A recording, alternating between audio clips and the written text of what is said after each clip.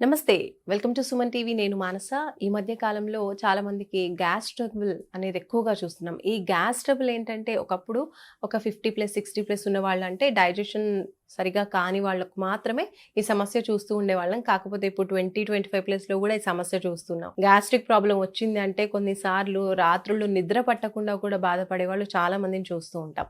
So, ఈ gastric problem అసలు ఎందుకొస్తుంది? తరచుగా రిపీటెడ్‌గా రావడానికి కారణాలేంటి? అలాగే ఒకవేళ వస్తే గనక కొంతమందికి ఒక డౌట్ ఉంటుంది. ఒకసారి గ్యాస్ట్రిక్ ప్రాబ్లమ్ వచ్చింది అంటే మెడిసిన్ యూజ్ చేసినప్పుడు వెళ్ళిపోతుంది. కానీ శాశ్వతంగా సమస్య ఉంటుంది. మళ్ళీ మళ్ళీ రిపీట్ అయ్యే అవకాశాలు కూడా ఉంటాయి అని అనుకుంటూ ఉంటారు. అది ఎంతవరకు నిజం? అసలు గ్యాస్ట్రిక్ ప్రాబ్లమ్‌కి సొల్యూషన్స్ ఏమున్నాయి? ఇలాంటి విషయాలన్నీ కూడా మనం ఈరోజు తెలుసుకుందాము. మనతో పాటు ఉన్నారు సీనియర్ డాక్టర్ సిఎల్ వెంకట్రావు గారు. వారితో మాట్లాడదాం. డాక్టర్ గారు నమస్కారం అండి. నమస్కారం.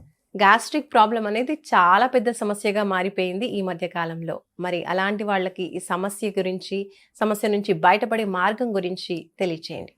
గ్యాస్ ట్రబుల్ చిన్న వయసు నుంచి వృద్ధుల వరకు అందరినీ బాధపడుతుంది, పురుషుల్ని స్త్రీలను స్త్రీల కూడా. వరకు. Yes. ఈ స్కూల్ పిల్లలు కూడా దీనివల్ల బాధపడుతున్నారు. ఎందుకంటే వాళ్ళ మీద మానసిక ఒత్తిడి పెరిగిపోయింది. మ్మ్. 6వ తరగతి నుంచి మొదలెట్టి నీటు, జేఈను, ఇంజనీర్ అయిపోవాలా, డాక్టర్ అయిపోవాలని ఒత్తిడి. మ్మ్. ఈ ఇంటర్మీడియట్కి వచ్చేసరికి వాళ్ళ మీద ఒత్తిడి పతాక స్థాయిలో ఉంటుంది. కాలేజీకి వెళ్తే కాలేజీ వాళ్ళు తోముతారు, నువ్వు బాగా చదువు, ర్యాంకులు రావాలి.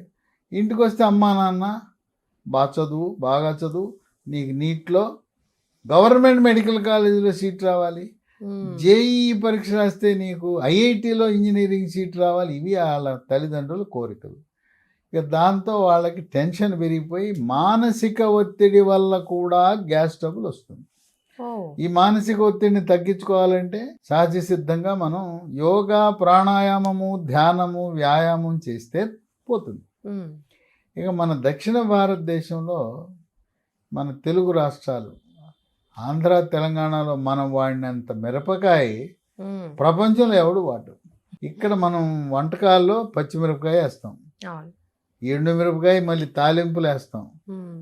తర్వాత కూరలో కారం వేస్తాం. అన్నీ అయ్యే ఘాటే కదా. Hmm. పచ్చిమిరపకాయ, ఎండుమిరపకాయ, మళ్ళీ కారం. ఈ మూడుతో పాటు కొంతమంది మసాలా వేస్తారు. ఇది లవంగము, దాల్చిన చెక్క, యాలకి వేసేసరికి మామూలుగా ఉండదు ఘాటు. మ్మ్. మరీ ముఖ్యంగా మాంసాహారులు ఎక్కువ వేస్తారు. కొంతమంది మ్మ్.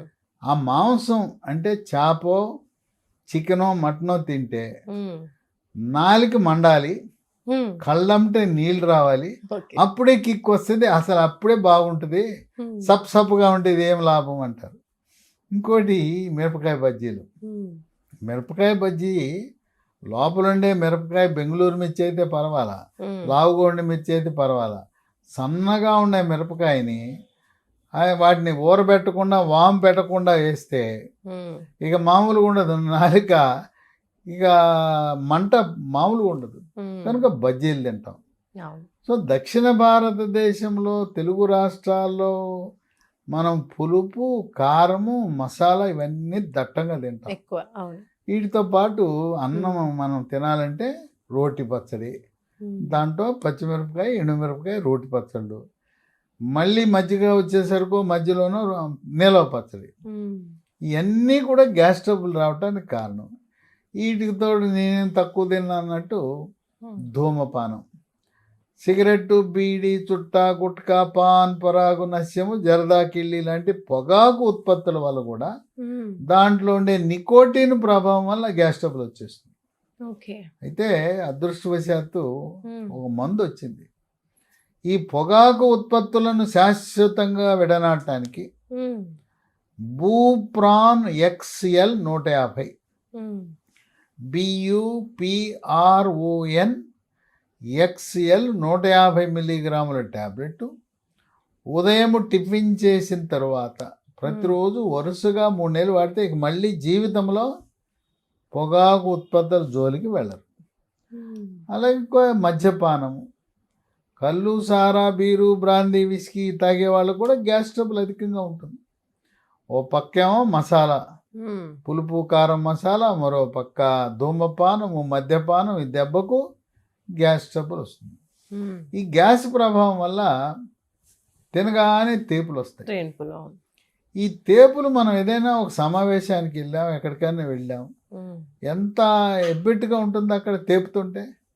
అందరూ మన ఇంక చూస్తారు. చూస్తారు. ఒక హాల్లో కూర్చున్నప్పుడు తేపుతుంటే మన ఇంక చూస్తారు. మొత్తం ఆ మీటింగే డిస్టర్బ్ అయిపోతుంది. తర్వాత తిన్న తర్వాత కొంతమంది పొట్ట మీద కొట్టుకుంటారు. కొట్టుకుంటే డమడమా డమడమా అని శబ్దం వస్తుంది. పేగుల నిండా గ్యాస్ ఉంటుంది, డమడమా అని శబ్దం వస్తుంది.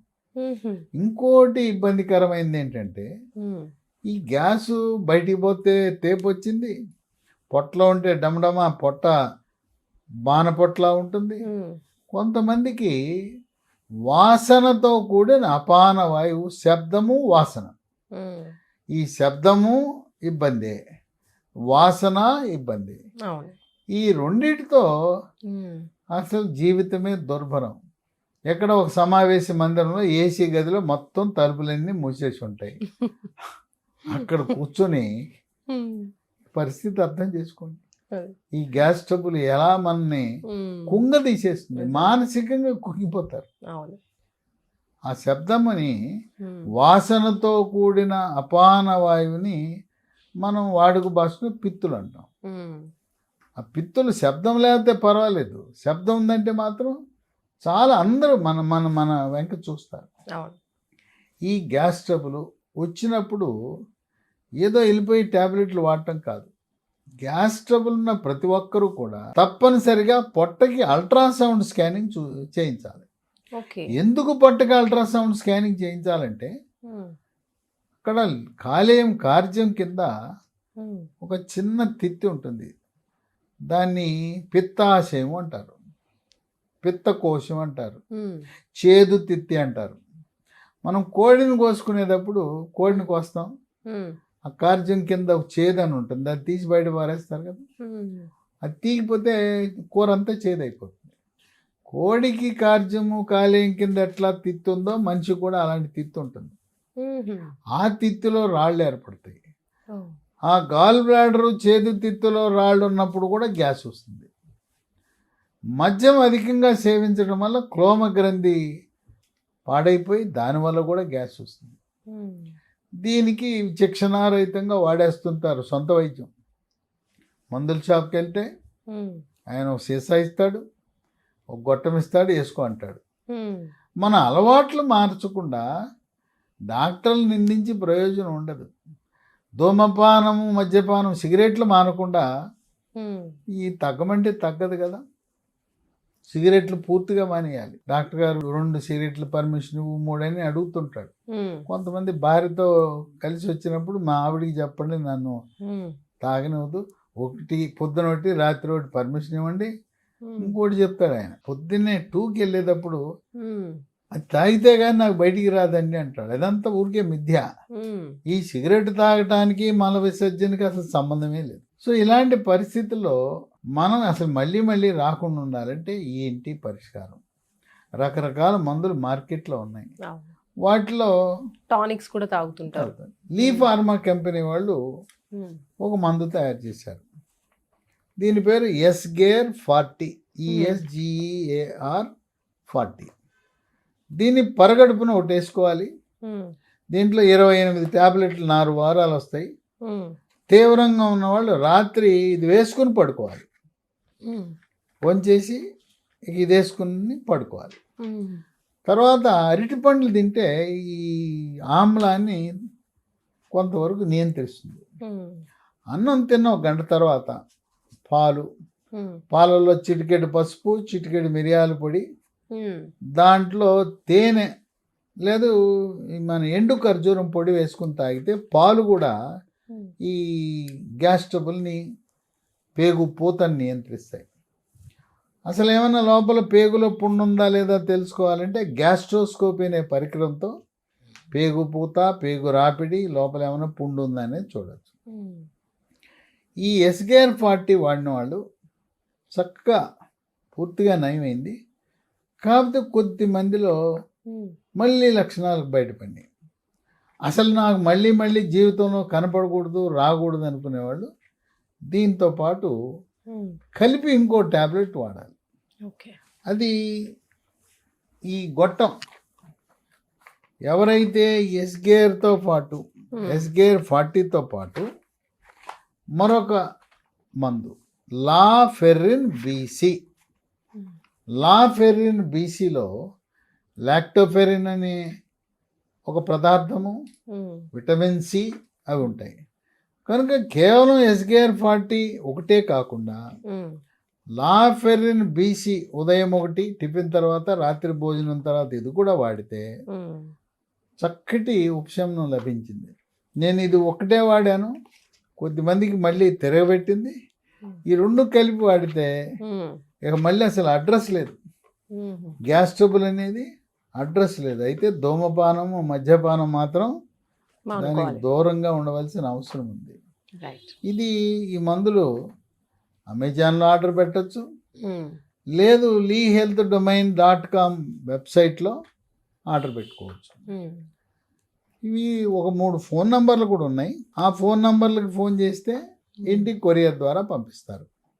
9100107481 9100100748 8977030218 950-289-7374.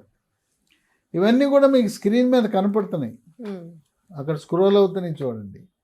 లేదు వీడియోలో డిస్క్రిప్షన్ బాక్స్లోకి వెళ్ళినా కూడా ఈ అమెజాను వెబ్సైటు, ఈ ఫోన్ నంబర్లు మీరు చూడొచ్చు.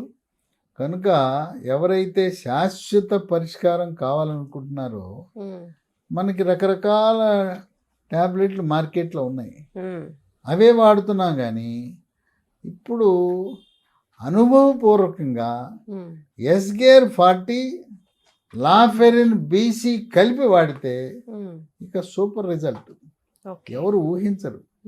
ఈ రెండు కలిపి పట్టే మనకు చక్కటి శాశ్వత పరిష్కారం లభిస్తుంది. ఇటువంటి మనం ఎక్కడైనా సమావేశాలకు వెళ్ళినప్పుడు, లేదా ప్రభుత్వ కార్యాలయాల్లో మీటింగులు జరుగుతున్నప్పుడు మనం ఇబ్బందికర పరిస్థితులు ఎదుర్కోకుండా ఉండాలంటే మనం గ్యాస్ని చక్కగా నియంత్రించుకోవడం ఎంతైనా అవసరం. ఈ 2 టాబ్లెట్స్ ఏ విధంగా యూజ్ చేయాలంటారు? ఇదేమో పరగడుపున, SGR40 పరగడుపున, తీవ్రత ఉంటే రాత్రి పడుకోబోయే ముందు, లాఫెరిన్ బీసీ ఉదయం టిఫిన్ తర్వాత, రాత్రి భోజనం తర్వాత. ఇవి రెండు కూడా 1 నెలే కాకుండా ఇంకా కొద్దిగా మిగిలితే 3 నెలల పాటు వాడాలి. 1 నెల వాడండి, తగ్గిపోయింది సంతోషం, తగ్గల 3 నెలలు వాడేస్తే ఇంక మళ్ళీ అడ్రస్ ఉంటుంది. రైట్ డాక్టర్ గారు, చాలా మంచి సొల్యూషన్ తెలియజేశారు. నిజంగా ఈ గ్యాస్ట్రిక్ ప్రాబ్లం చాలా చిన్న సమస్య అనుకుంటూ ఉంటారు, కానీ అనుభవించే వాళ్ళకి తెలుస్తుంది అది ఎంత పెద్ద సమస్య. బయటికి వెళ్ళాలన్నా, నలుగురితో కలిసి తిరగాలన్నా, కలిసి మీటింగ్స్ అటెండ్ అవ్వాలన్నా కూడా చాలా ఇబ్బందిగా ఉంటుంది. అలాంటి వాళ్ళందరికీ అంటే మిగతా హెల్త్ ప్రాబ్లమ్స్ కూడా దానివల్ల వస్తూ ఉంటాయి. కాబట్టి వీటికి ఒక మంచి సొల్యూషన్ తెలియజేసినందుకు థ్యాంక్ యూ సో మచ్ అండి, ధన్యవాదాలు. చూస్తున్నారు కదండి, మనకి గ్యాస్ట్రిక్ సమస్యతో ఇబ్బంది పడే వాళ్ళందరికీ కూడా ఒక మంచి సొల్యూషన్ డాక్టర్ గారు తెలియజేశారు. న్యాచురల్ ప్రోడక్ట్స్ అనమాట, లెఫరిన్ అలాగే ఎస్గేర్ 2 కలిపి వాడొచ్చు. అలాగే నార్మల్ తీవ్రత తక్కువగా ఉంది అన్న వాళ్ళు ఈ ఒకటన్న వాడుకోవచ్చు. లేదు రిపీట్ అవ్వకూడదు, శాశ్వతంగా ప్రాబ్లం అనేది సాల్వ్ అవ్వాలి అనుకుంటే మాత్రం 2 కలిపి ఎలా యూస్ చేసుకోవాలో మనకి డాక్టర్ గారు తెలియజేస్తారు. ఇవి హ్యాపీగా మీరు అమెజాన్లో కొనుక్కోవచ్చు. అలాగే డొమైన్ వెబ్సైట్ కూడా ఉందన్నమాట, lehealthdomain.com అనే వెబ్సైట్. అండ్ అలాగే ఫోన్ నెంబర్స్ త్రూ కూడా మీరు బుక్ చేసుకోవచ్చు. ఇవన్నీ కూడా డీటెయిల్స్ మీకు డిస్క్రిప్షన్స్లో ఉంటాయి. ఏ విధంగా కావాలన్నా కూడా హ్యాపీగా మీరు బుక్ చేసుకుని తెప్పించుకోవచ్చు. చూస్తూనే ఉండండి సుమన్ టీవీ. నమస్తే.